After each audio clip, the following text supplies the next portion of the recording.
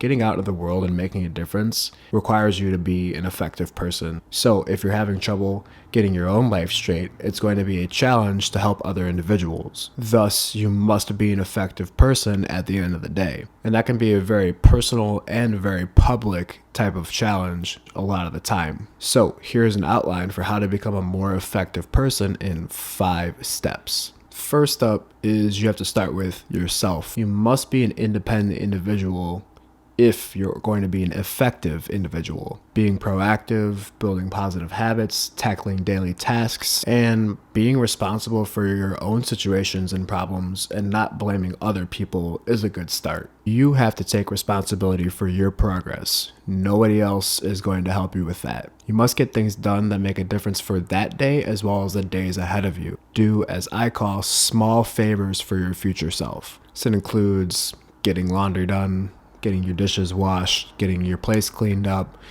Just getting ahead of yourself, period, is going to be a huge favor to your future self. And I promise that you'll look back on the day that you did that and you'll say, I'm glad that those things are done with now so I can focus on other more important tasks. Another thing is taking responsibility for how you feel. You wake up feeling like shit? Move. Do you want a better relationship with those around you?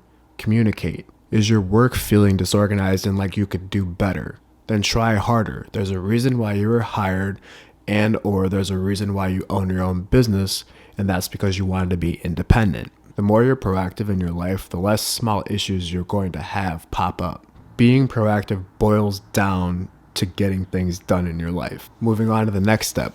You must manage your time well. To be an effective individual means that you mind your time on a day-to-day basis. Without this, being proactive never even happens. It never even gets the chance to get going because you have no structure to prioritize things. Management in itself implies organization and structure. Develop a daily schedule and have something planned for every minute to every hour of the day.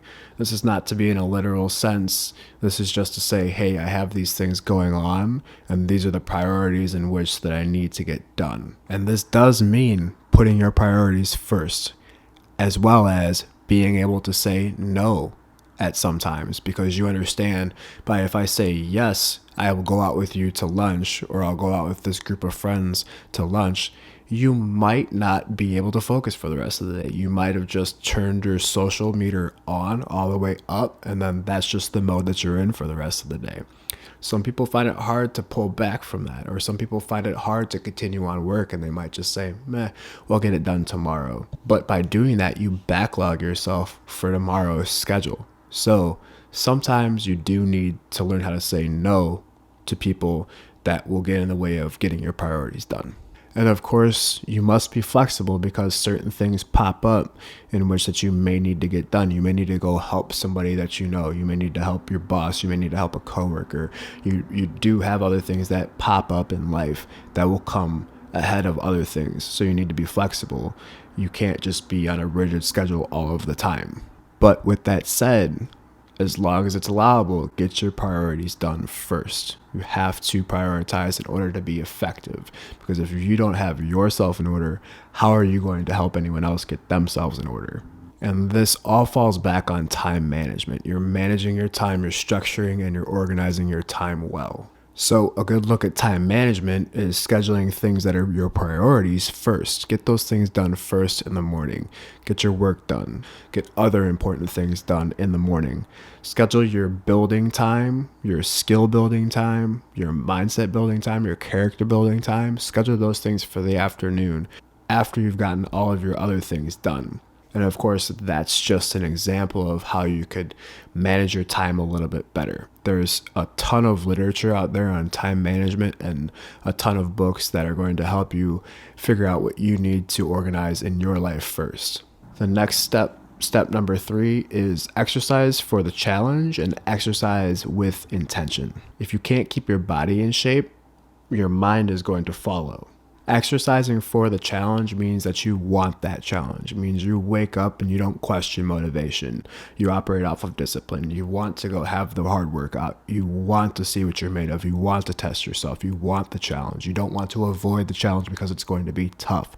Avoiding challenges and avoiding tough times is what got us where we're at now. I don't know how many times I've explained this to clients that having the good time got you to where you're at now. Now you have to buckle down and focus and go through the hard times and the tough times, the challenging times to get to be where you want to be. We all know a good time and a pleasure-based activity is only fleeting. It's only going to be here for a little bit. That's not going to contribute to our well-being and to all of our goals.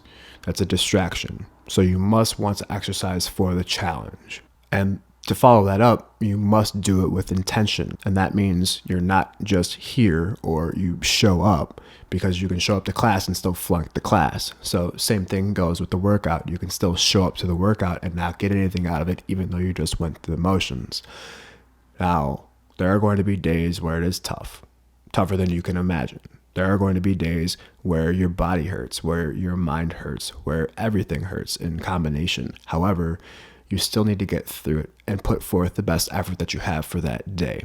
Don't just get through it. Pay attention to each rep and how your body feels.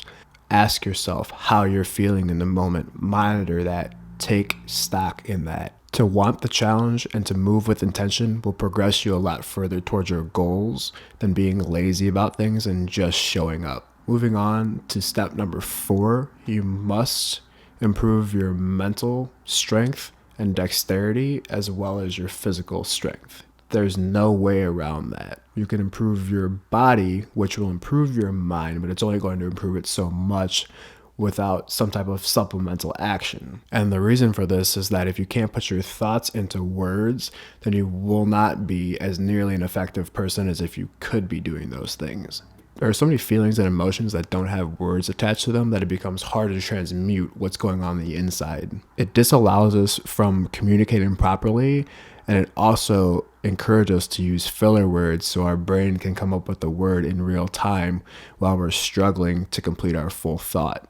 To help remedy this, I'll usually suggest you read more books or that you write more. Reading books will increase your vocabulary as well as give you new routes to expressing yourself and new pathways of thought.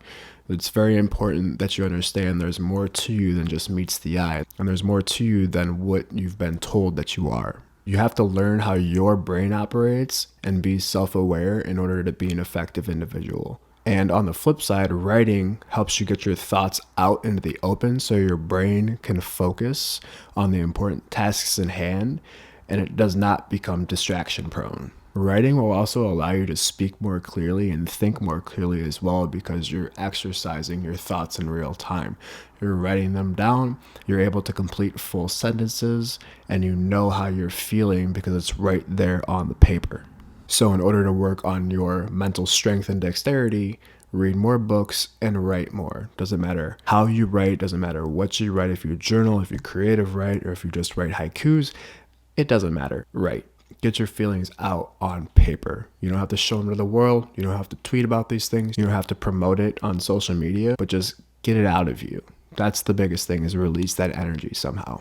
And my final step to becoming a more effective individual is trying to understand other individuals before you're understood. Because how, and quite frankly, why would anyone try to understand you first? This plays back to being proactive. Most people in the modern world live from their center of self, so they're not super concerned with what's going on with anyone else. So to be effective, you must set yourself apart from the rest of the crowd and try to understand the individual to the degree, if not better, than they can understand what they're trying to communicate. And that's very important, to understand what they're trying to say just as well as they do, if not better. That will show that you're very, very clearly listening to them. Stop talking about you for once and try to put yourself in the other individual's shoes. Don't take things personally. When they say, in my experience, don't retort with a, well, this is how I feel, because that's not what they're saying. They're just merely trying to relate to you their experience. They're not concerned with how your experience went. They don't want anecdote. They don't want analysis. They don't want evaluation. They want you to listen to them. 9 times out of 10, people just want you to listen. They don't want a response. Now, if you've done the work, this is not going to be a very challenging exercise because you're secure in your center of self. Other people's opinions and thought processes don't penetrate your values and paradigms. You're good with who you are. You need to be solid in your character and have a good grasp on your own insecurities to make this step work. And again, this is all about listening and understanding, not promoting advice, not giving an analysis or anything like that. So you have to be very centered in yourself to be able to do that. Otherwise, you're just going to still be wrapped up in your own issues and insecurities instead of having the capability to listen to the other individual. So last step is seek to understand others before they understand you. You understand you. Other people don't need to understand you. Being an effective individual is not easy. It takes a lot of internal work to be able to help other people from the right place. But when you're able to recognize these areas of growth within yourself, it becomes very fulfilling, very worthwhile. Other people will see this as well and want to come to you and ask you how you become mentally strong or mentally stable or how you've progressed so far in your life. When you can sit there and say that you're not the same individual that you were as last year, you've hit true human evolution and you're that much closer to being in contact with your higher self. And by being in contact with your higher self means that you've truly become an effective individual.